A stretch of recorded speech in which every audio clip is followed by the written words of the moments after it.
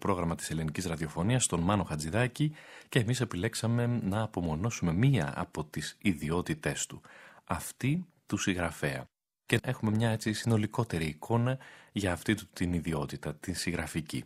Ο Μάνος Χατζηδάκης εν ζωή εξέδωσε μόνο 4 βιβλία.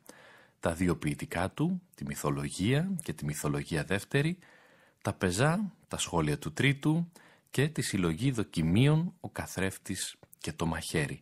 Η Μυθολογία ξεκινάει το 1966, ξεκινάει η πρώτη της έκδοση και ουσιαστικά αυτή είναι και η αφετηρία της επίσημης εκδοτικής δραστηριότητας του Μάνου Χατζηδάκη, πέρα βεβαίως και προφανώς από τη μουσική.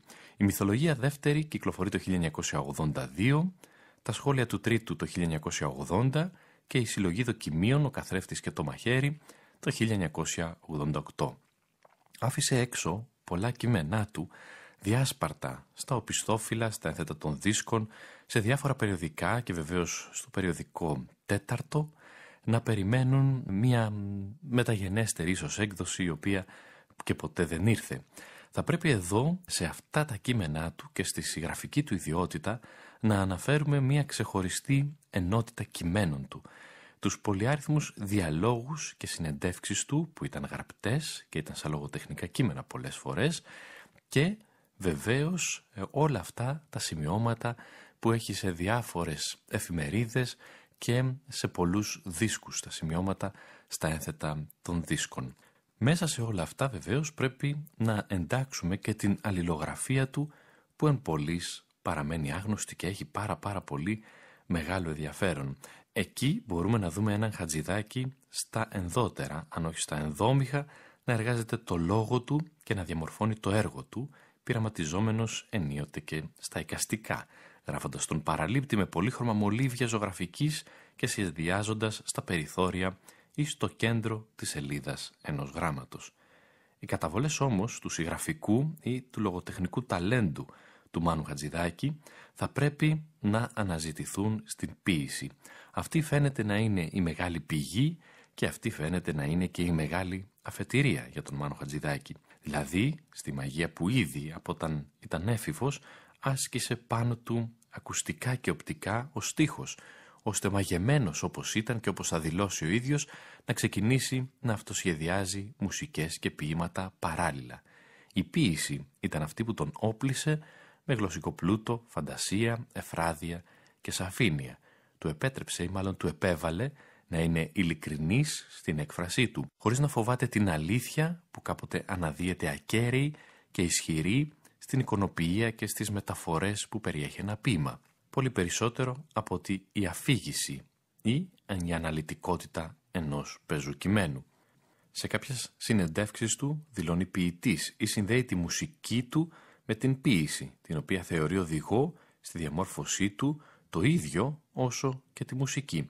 Συχνά μάλιστα επικαλείται ποιητές, γνωστούς και μη, επειδή για τον ίδιο η λειτουργία της τέχνης τους αντιπροσωπεύει και απαιτεί στην άσκησή της αυτογνωσία, ανιδιοτέλεια, αυταπάρνηση και απομάκρυση από κοσμικές και χρησιμοθυρικές αξίες, όπως λέει και ο Θάνος Φωσκαρίνης για τον συγγραφέα Μάνο Χατζηδάκη.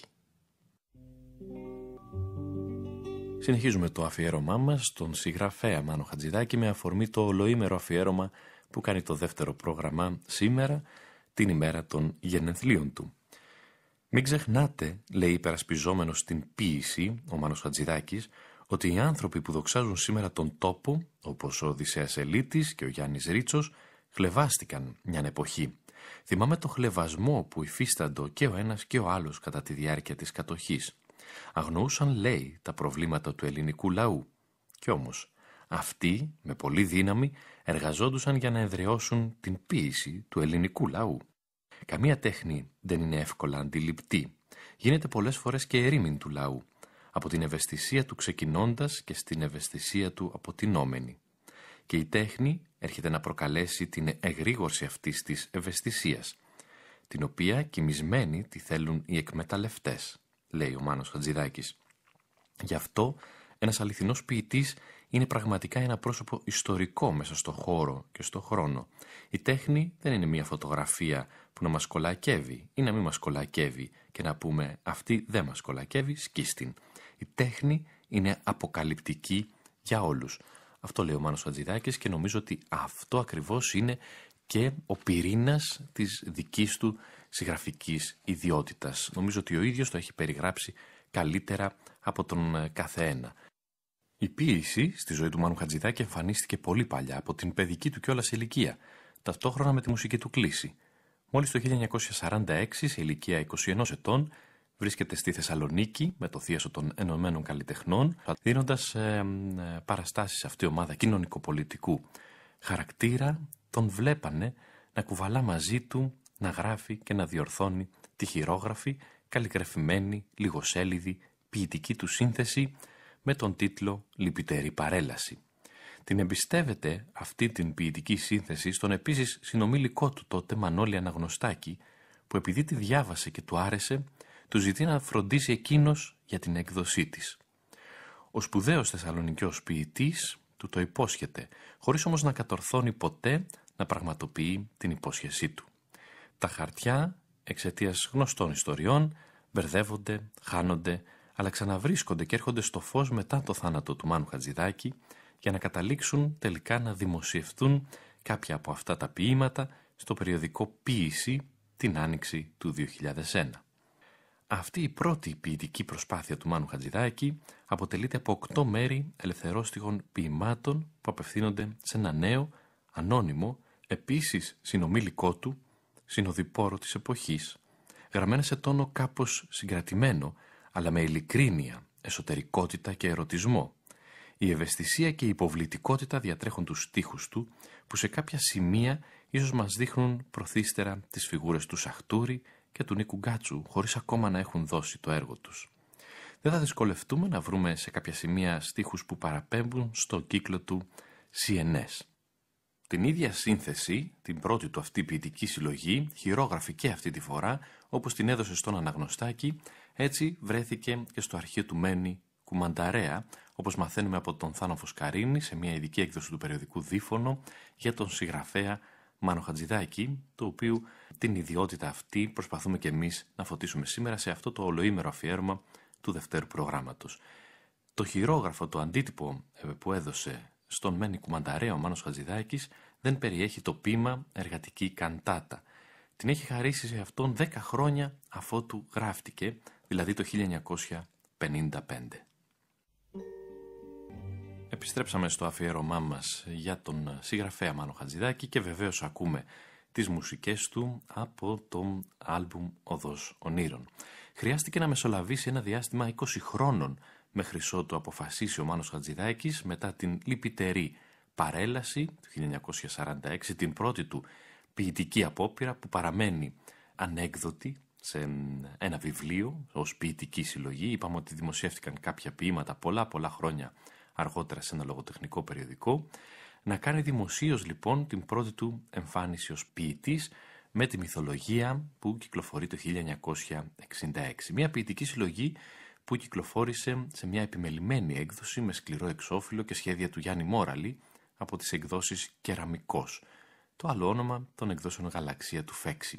Περιέχει 8 ενότητες με 25 ποίηματα συνολικά, η μυθολογία, δοσμένα αυτή τη φορά με μεγαλύτερη αυτοκυριαρχία θα λέγαμε των εκφραστικών του μέσων, κάνοντας αισθητή τη μουσική τους εξάρτηση στο ρυθμό.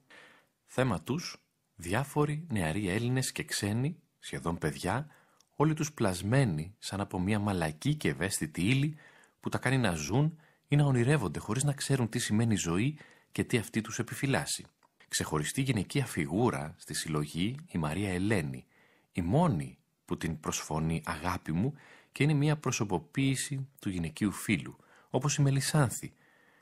Είναι μια προσωποποίηση της χαμένης νεότητας. Η εποχή της Μελισσάνθης, το πιο εκτενές ποίημα του βιβλίου, παρουσιάζει τη δεύτερη δεσπόζουσα γυναικεία φιγούρα. Θα έπρεπε ίσως εδώ να πούμε σχετικά με την εποχή της Μελισσάνθης, λέει ο Θάνος Φωσκαρίνης, ότι το ποίημα έγινε αιτία παρεξήγησης και δυσαρέσκειας ανάμεσα στην ποιήτρια Μελισάνθη, λογοτεχνικό ψευδόνυμο της Ήβης Κούγια Σκανδαλάκη, και τον ίδιο τον Μάνο Χατζηδάκη, επειδή εκείνος χρησιμοποίησε το όνομά της χωρίς άδεια και χωρίς να έχει σχέση με τη ζωή και το έργο της. Το αποτέλεσμα ήταν να δημιουργηθεί σύγχυση ανάμεσα στους αναγνώστες της, που συνεχίζεται μέχρι σήμερα, αφού προσπαθούν να την ταυτίσουν με την ηρωίδα του Χατζηδάκη. Αλλά η Μελισάνθη, η δική του, αντλεί τις καταβολές της από το έργο των Μέττερλινχ Ντεμπισί. Αυτός είναι ο λόγος που η Μελισάνθη, μολονότι αγαπούσε τη μουσική του Χατζηδάκη, ανήκει σε αυτούς που όταν ξεκίνησα, λέει ο Θάνος Φωσκαρίνης, στη συλλογή κειμένων ανοιχτές επιστολές στον Μάνο Χατζηδάκη, πληγωμένη από τη στάση του, αρνήθηκε οποιαδήποτε σχέση. Ο Μιχάλης Γελασάκης στο μικρόφωνο και τις μουσικές επιλογές, και σε αυτό το σύντομο αφιέρωμα στο πορτρέτο του συγγραφέα Μάνου Χατζηδάκη. Εάν θέλετε, απομονώνουμε αυτή του την ιδιότητα στο πλαίσιο του ολοήμερου αφιερώματος που κάνει σήμερα το δεύτερο πρόγραμμα για τον Μάνο Χατζηδάκη, μιας και σήμερα είναι η γενέθλιος ημέρα του. Όπως είπαμε, γεννήθηκε το 1925 στην Ξάνθη. Πολλά χρόνια αργότερα από την πρώτη μυθολογία του, το 1966, ακολουθεί το 1982, αυτή τη φορά, η συλλογή Μυθολογία Δεύτερη, που περιλαμβάνει κείμενα από το 1968 έως και το 1982. Αποτελείται από 4 μέρη και 20 ποίηματα. Σε όλα τα ποίηματα, αυτή τη φορά, και υπάρχει αισθητή πρόοδος στα εκφραστικά μέσα, η μουσικότητα υποχωρεί και τη θέση της παίρνουν η υποβολή, η ατμόσφαιρα, ο στοχασμός και η σκηνοθεσία. Είναι σαν να βλέπουμε έναν σκηνοθέτη συγγραφέα, τον Μάνο Χατζηδάκη, να γράφει εκ νέου, σαν να έχει οριμάσει πολύ από την πρώτη του φορά. Λογικό. Ο αναγνώστης δεν μπορεί να μην αισθανθεί πρώτα απ' όλα ένα είδος γλωσσικού παιχνιδιού που κάνει ο Χατζηδάκης με τις λέξεις και τους ρυθμούς του, και λιγότερο μια ανάγκη κατάθεσης ενός βιώματος μορφοποιημένου σε ποίηση, όπως κάνει στην πρώτη του ποιητική συλλογή και όπως κάνει και στην ανέκδοτη ακόμα ποιητική του συλλογή, τη Λυπητερή Παρέλαση. Δεν μας έχουν διασωθεί στοιχεία για την ανταπόκριση που είχαν τα βιβλία στο κοινό, ιδίως στους ποιητές και γενικά στους λογοτεχνικούς κύκλους της εποχής. Δεν έχουμε εντοπίσει να έχει γραφτεί κάποια κριτική από λογοτέχνη ή έστω από μουσικοκριτικό για τις ποιητικές εργασίες του Χατζηδάκη τότε. Ουδής ποιητής αναφέρθηκε ποτέ σε αυτά. Δεν τον έβαλε τότε κανείς τον Μάνο Χατζηδάκη στο κάδρο των ποιητών να συνομιλήσει μαζί του με αυτόν τον τρόπο. Και όταν λέω ποιητών, εννοώ των ποιητών που έχουν εκδώσει ποιητικές συλλογές, αν μπορούμε να το ορίσουμε έτσι. Βέβαια, δεν είναι ο πρώτος ούτε ο τελευταίος που με την ιδιότητά του αυτή πέρασε σχεδόν απαρατήρητος τότε. Τα βιβλία του δεν είχαν τη θέση που έχουν σήμερα, όπως βέβαια και ο ίδιος ως καλλιτέχνης συνολικά. Δεν τον ενδιέφερε όμως και εκείνον κάτι τέτοιο να καταγραφεί ως ποιητής. Καταξιώνεται στην κρίση μας ως στοχαστής γενικότερα. Η συλλογή δοκιμίων τώρα, ο καθρέφτης και το μαχαίρι, και τα σχόλια του τρίτου που είναι τα άλλα 2 του βιβλία, αλλά και άλλα διάφορα κείμενά του που έχουν δημοσιευτεί στον τύπο, νομίζω ότι αυτό το επιβεβαιώνουν. Δεν είχε ανάγκη να καταγραφεί ως ποιητής ή, πόσο δε μάλλον, ως συγγραφέας. Η γοητεία όμως που ασκεί ο λόγος του πέρασε από διάφορα στάδια πριν καταλήξει στο γνωστό και σε αυτό που ονομάζουμε σήμερα χατζηδακικό ύφος. Την Οδό Ονείρων. Λέγεται ότι την περίοδο 1952-53 έδωσε κάποιες διαλέξεις στην Αμερικανική Υπηρεσία Πληροφοριών, στην οποία σύχναζε συμβουλευόμενος τότε τη μεγάλη δισκοθήκη της. Εκεί παρουσίασε για πρώτη φορά στους Έλληνες ακροατές το έργο των Κόπλαντ, Μενότη, Λέοναρντ Μπέρνστάιν και πολλών άλλων σύγχρονων συνθετών, που η έκρηξη του Δεύτερου Παγκοσμίου Πολέμου εμπόδισε να γίνουν εγκαίρως γνωστοί στην Ελλάδα. Η έκδοση αυτών των κειμένων ή των σημειώσεων, αν έχουν διασωθεί, θα μας αποδείξει ποια ήταν η γνώση του για αυτούς τους συνθέτες και πώς ή τι κατήχε από το έργο τους εκείνη την εποχή. Αυτός, ένας αυτοδίδακτος νεαρός μουσικός, ώστε να το μεταδώσει σε όσους το αγνοούσαν, σε όσους αγνοούσαν όλους αυτούς τους συνθέτες.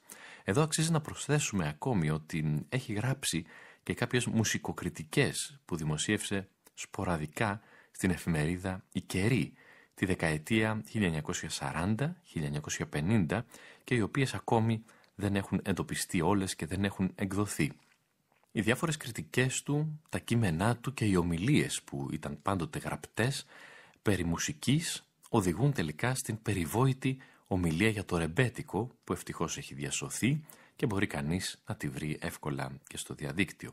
Μετά τη γνωστή διάλεξη του 1948 για το ρεμπέτικο και πριν από τις δύο ποιητικές του συλλογές και τα δύο του βιβλία των πεζών του, παρεμβάλλεται σαν intermezzo, θα λέγαμε, ένα άγνωστο αποσιοποιημένο δημοσίευμα, εντελώς διαφορετικό από όλα τα άλλα, γραμμένο σε κάπως ελεύθερο, εξομολογητικό τόνο. Στις 11 Ιουλίου του 1960 εντοπίζουμε στην εφημερίδα Έθνος μία ανακοίνωση στην πρώτη της σελίδα με φωτογραφία του Μάνου Χατζηδάκη για έναρξη δημοσιευμάτων που θα συνεχιστούν μέχρι τις 15 Ιουλίου, όπως μας ενημερώνει η εφημερίδα, με θέμα ο Μάνος Χατζηδάκης και η μικρή του ιστορία. Αφορμή βέβαια για αυτά τα δημοσιεύματα και για αυτήν τη συγγραφική εργασία του Μάνου Χατζηδάκη ήταν η επιτυχία που σημειώνουν τα τραγούδια του. Ο δημοφιλής συνθέτης κύριος Μάνος Χατζηδάκης, πληροφορεί η Λεζάντα, αρχίζει από σήμερον στο Έθνος σειρά δημοσιευμάτων με εντυπώσεις και αναμνήσεις από το γόνιμο παρόν του στο στίβο της καλλιτεχνικής μας ζωής που δημοσιεύονται στην τρίτη σελίδα, γράφει το αφιέρωμα του Έθνους. Στην εν λόγω σελίδα διαβάζουμε τους τίτλους «Ο δημοφιλέστερος συνθέτης μας», «Ο Μάνος Χατζηδάκης και η μικρή του ιστορία», εντυπώσεις και αναμνήσεις γραμμένες από τον ίδιο. Σε αυτά τα δημοσιεύματά του λοιπόν και σε αυτή τη συγγραφική του εργασία, ο Μάνος Χατζηδάκης γράφει: «Πρέπει να ομολογήσω ότι όταν το Έθνος μου ζήτησε να γράψω 3-4 σημειώματα με στοιχεία από τη ζωή μου και την καλλιτεχνική μου καριέρα, βρέθηκα σε δύσκολη θέση όταν κάθισα και θέλησα να αρχίσω. Από πού θα έπρεπε να γίνει η αρχή? Δεν ξέρω. Τι θα ήταν εκείνο που θα ενδιέφερεν ιδιαίτερα τον αναγνώστη? Ποια από όλα τα στοιχεία τα γύρω από τη μουσική παραγωγή μου είναι εκείνα που έπρεπε να αποτελέσουν την αφετηρία αυτής της μικρής εξομολογήσεως? Δεν κρύβω ότι δεν το βρήκα. Μου έλειψε η έμπνευση. Γι' αυτό αποφάσισα να αρχίσω τα άρθρα αυτά με εγκυκλοπαιδικά ή βιογραφικά στοιχεία και βλέπουμε. Λοιπόν, γεννήθηκα στην Ξάνθη το 1925. Δηλαδή είμαι σήμερα 35 χρονών, γράφει ο Μάνος Χατζηδάκης στα άρθρα του αυτά στην εφημερίδα του Έθνος. Ο πατέρας μου, που δεν τον έχω πια, ζει η αγαπημένη μου μητέρα που εξακολουθώ να την παιδεύω ακόμη και τώρα από την μοιραία άτακτη ζωή που κάνω, ήταν δικηγόρος και ευκατάστατος. Όταν ήμουν 6 χρονών ήλθαμε στην Αθήνα, όπου όμως στα 1938, όταν δηλαδή εγώ ήμουν 13, ο πατέρας μου πέθανε. Με το χαμό του έλειψε και η οικονομική επάρκεια από το σπίτι μας. Τα γράφω όλα αυτά μόνο και μόνο για να αναφέρω ότι η επαφή μου με την τέχνη έγινε υπό πολύ δύσκολες συνθήκες. Γεννήθηκε τότε από πολύ νωρίς θέμα βιοπάλης και συγχρόνως η εκδήλωση της ροπής που αισθανόμουν προς τη μουσική άρχισε πολύ άτακτα. Και ο ίδιος, ψυχικά, πνευματικά, είχα τότε ένα σωρό ερωτηματικά και βρισκόμουν σε διαρκείς αναζητήσεις, ενώ παράλληλα ο αγώνας της ζωής με έκανε να έχω ταυτοχρόνως και άλλες αναζητήσεις και άλλες ασχολίες και άλλες αγωνίες. Ούτε και εγώ μπορώ σήμερα να θυμηθώ πολύ καλά τι ακριβώς μου συνέβαινε εκείνη την εποχή, συνεχίζει ο Μάνος Χατζηδάκης στην εφημερίδα Έθνος ως αρθρογράφος. Και ήταν, σημειώστε, το 1940, δηλαδή ο πόλεμος, η γενική ανησυχία, το κοινό δράμα του δύσκολου εκείνου καιρού. Μέσα στις ποικίλες αναζητήσεις και στις αναγκαστικές προσφυγές σε κάτι που να αποδίδει χρηματικά, θα πρέπει να αναφέρω ότι στα 1940 και 41, όταν δηλαδή ήμουν 15-16 χρόνων, δούλεψα για έναν χρόνο εργάτης στου Φίξ. Μετρούσα βαρέλια, βοηθούσα στη διανομή του πάγου και έκανα και διάφορες άλλες χειρονακτικές εργασίες. Λεπτομέρειες πολλές δεν θυμάμαι, γιατί παράλληλα με απασχολούσε η μουσική και με κρατούσε σε μια υπολανθάνουσα υποδιέγερση, η καλλιτεχνική ροπή που ένιωθα τόσο έντονα, που οι αναμνήσεις που εντοπίζονται σχεδόν μόνο σε αυτήν την πλευρά του εγκεφάλου. Άτακτα και ανώμαλα έπαιρνα μαθήματα πιάνου, πολλές δασκάλες. Θυμάμαι ιδιαίτερα την κυρία Γέροντα, ποικίλες αναζητήσεις και πάντα ιδιωματική ανάγκη. Αυτή με έφερε για ένα φεγγάρι υπάλληλο στο φωτογραφείο του μεγαλοοικονόμου. Κατόπιν, στα 1943, επήγα υπάλληλος στην ανωτάτη υγειονομική υπηρεσία του στρατού. Συνέχεια του αφιερώματος λοιπόν στο συγγραφέα Μάνο Χατζηδάκη και διαβάζουμε στο οπισθόφυλλο της δεύτερης έκδοσης της συλλογής Μυθολογία «Παιδί στην Ξάνθη αγωνίστηκα να εξαφανίσω την αδερφή μου ανεπιτυχώς». Αυτό εδώ, ακριβώς που λέει ο Μάνος Χατζηδάκης, είναι από ένα πραγματικό περιστατικό, όπως μας αφηγείται ο Θάνος Φωσκαρίνης στην εργασία του για το συγγραφέα Μάνο Χατζηδάκη, όπου κάποια στιγμή ο ίδιος ο Μάνος Χατζηδάκης εξανάγκασε την αδερφή του να πέσει στη δεξαμενή νερού του σπιτιού τους στην ταράτσα με κίνδυνο να πνιγεί.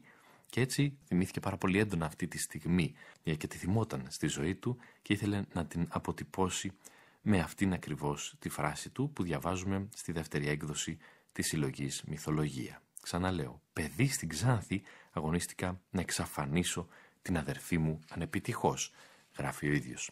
Πολύ αργότερα, τον Φεβρουάριο του 1987, στις αντιαναμνήσεις που βρίσκονται στο βιβλίο «Καθρέφτης και το μαχαίρι», στο αποχαιρετιστήριο κείμενό του για τον Κουν, δεν θα διστάσει να αποστασιοποιηθεί από τα προηγούμενα λόγια και από την τόσο θερμή ανοιχτή επιστολή που του απίφθινε στον τόμο του Θεάτρου Τέχνης του 1942-1972 και να γίνει εύστοχα σαρκαστικός αλλά και αντικειμενικός, θα λέγαμε.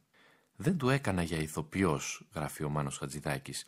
«Ήμουν, βλέπετε, ποιητικός και οι ηθοποιοί σαν πρώτη ύλη ουδέποτε υπήρξαν ποιητικοί. Εμείς, δηλαδή ο Κάρολος και εγώ, υπήρξαμε φίλοι με περιέργεια ο ένας για τον άλλον. Ποτέ μας δεν γίναμε κατανοητοί 100%. Λειτουργούσε με το αίσθημα. Εγώ κινητοποιούσα το αίσθημα με τη μουσική. Με εγωιτεύανε τα οράματά του. Με μπέρδευε η λογική του. Έχει μείνει μέσα μου ένα ερωτηματικό βλέμμα του Κουν για ό,τι σκεπτόμουν. Αλλά υπήρχε και το δικό μου ερώτημα, καλά κρυμμένο, για ό,τι λογικά μου εξηγούσε ο Κουν στη διάρκεια μιας σκηνοθεσίας». Οι αντιαναμνήσεις εμπεριέχουν τη γνώση και την εμπειρία από τη συνεργασία του με το Θέατρο Τέχνης και ξαναλέω βρίσκεται και αυτό το κείμενο στη συλλογή κειμένων «Ο Καθρέφτης και το μαχαίρι» που είναι το 4ο βιβλίο του Μάνου Χατζηδάκη. Νομίζω ότι αξίζει να διαβάσετε τα βιβλία του και τις 2 του μυθολογίες και τα σχόλια του 3ου και το βιβλίο «Ο Καθρέφτης και το μαχαίρι» που κυκλοφορούν όλα αυτά από τις εκδόσεις Ίκαρος. Ο συγγραφέα Μάνος Χατζηδάκη, στο πλαίσιο του ολοήμερου αφιερώματος του δεύτερου προγράμματος για τον Μάνο Χατζηδάκη με αφορμή τη γενέθλια ημέρα του, να σας διαβάσω το ίδιο το σημείωμα που γράφει ο ίδιος για τα σχόλια του 3ου προγράμματος. Σαν άρχισα τα σχόλια στο 3ο το 78, δεν είχα αποσαφηνίσει μέσα μου ούτε το ύφος της γραφής τους, ούτε καλά-καλά τους στόχους μου. Γνώριζα βέβαια πως θα έπρεπε να ξεκινήσω από την πραγματικότητα του τόπου μας, αλλά όχι με τον τρόπο της βραδινής και με συμβρινής παραδημοσιογραφίας, τρόπος και είδος γραφής που απεχθάνομαι από νέος και περιφρονώ. Σχόλιο με το σχόλιο λοιπόν σχημάτιζα τον τρόπο, τη γραφή και το επίπεδο μέσα από το οποίο έβλεπα τον νεοελλαδικό κόσμο μας και επικοινωνούσα όλο ένα με ένα πλατύτερο κοινό ή καλύτερα με ένα μεγαλύτερο κοινό, γιατί ποτέ, είναι αλήθεια, δεν υπήρξα κατάλληλος για το πλατή κοινό. Φυσικά επικοινωνούσα με όλους, εκτός από τους παραδημοσιογράφους και τον αρμόδιο υφυπουργό, ανίκανους για μια οποιοδήποτε επικοινωνία. Αυτοί όμως ενοχλήθηκαν πολύ σαν συνειδητοποίησαν το γεγονός ότι επιτυγχάνετο επικοινωνία χωρίς τη συμμετοχή τους, χωρίς τα δημοσιογραφικά ή τα πολιτικά ωφέλη. Έτσι και η αντίδρασή τους ήταν άμεση, ενορχιστρωμένη λασπολογία, αγανακτισμένοι ακροατές, μηνύσεις και ένας υφυπουργός πιεζόμενος από την κοινότατη γνώμη. Το 3ο σταμάτησε τη λειτουργία του, σταμάτησαν και τα σχόλια, συνεχίζει ο Μάνος Χατζηδάκης. Για μίαν ακόμη φορά η ποιητική συνείδηση και η έκφρασή της καταδιώχθηκε και εξαναγκάστηκε στη σιωπή. Η έκδοση λοιπόν αυτών των σχολείων ήταν επιβεβλημένη και να μην ξεχνάμε την αθλιότητα και τις οδυνηρές αλήθειες του καιρού μας και του τόπου μας. Τα σχόλια του τρίτου είναι μια συλλογή των ιστορικών πια και ατρόμητων θα λέγαμε σχολείων του Μάνου Χατζηδάκη που ακούστηκαν στο τρίτο πρόγραμμα της ελληνικής ραδιοφωνίας από τον Μάιο του 1978 μέχρι τον Απρίλιο του 1980, μοναδικών ντοκουμέντων που συνοψίζουν την πολιτική του θεώρηση και την ποιητική του ιδιοφυΐα. Για το άλλο του βιβλίο, την τελευταία συλλογή κειμένων και δοκιμίων και ομιλιών, ο καθρέφτης και το μαχαίρι, δεν χρειάζεται να πούμε πολλά, αρκεί να σας διαβάσω μερικούς από τους τίτλους των άρθρων που αυτό περιέχει. Η σημασία μιας παράδοσης στον καιρό μας. Συνομιλία με τον Λεωνίδα Κύρκο. Μία μοβ σκιά Μαΐου. Τα παιδιά της Γαλαρίας. Ο εξουσιαστής. Η άτεγκτη. Αντιαναμνήσεις. Για τον Νίκο Γκάτσο. Για τη Μάτση Χατζηλαζάρου. Για την 13η επέτειο της αποκαταστάσεως της Δημοκρατίας. Για τον Οδυσσέα Ελίτη. Ο λόγος για τους Έλληνες νέους του 88. Για την ευπρέπεια και την αξιοπρέπεια. Και μερικοί τίτλοι ακόμα από το καθρέφτης και το μαχαίρι. Για το Γιάννη Τσαρούχη. Ο Σέξπιρ είναι περίεργα ντυμένος. Ένας φανατικός Έλλην και πολλά άλλα που νομίζω ολοκληρώνουν το πορτρέτο του συγγραφέα Μάνου Χατζηδάκη. Ο Μάνος Χατζηδάκης ως συγγραφέας υπήρξε όπως σε όλη του τη ζωή στοχαστικός, ποιητικός και πληθωρικός. Αναζητήστε τα 4 βιβλία του και διαβάστε τα. Κάντε ένα δώρο στον εαυτό σας. Εμείς θα τα ξαναπούμε πάλι τη Δευτέρα στην κανονική μας ροή και στην κανονική μας ώρα από τις 12 έως τις 2, εδώ πάντα με αδέσποτες νότες και δεύτερο πρόγραμμα. Μέχρι τότε ο Μάνος Χατζηδάκης μας αποχαιρετάει από την Οδό Ονείρων. Μέχρι τότε ο Μάνος Χατζηδάκης μας αποχαιρετάει από την Οδό Ονείρων. Από τον Κώστα Κυριακάκη που φρόντισε τον ήχο και τον Μιχάλη Γελασάκη που ήταν στο μικρόφωνο και στην επιμέλεια του αφιερώματος, να είστε καλά.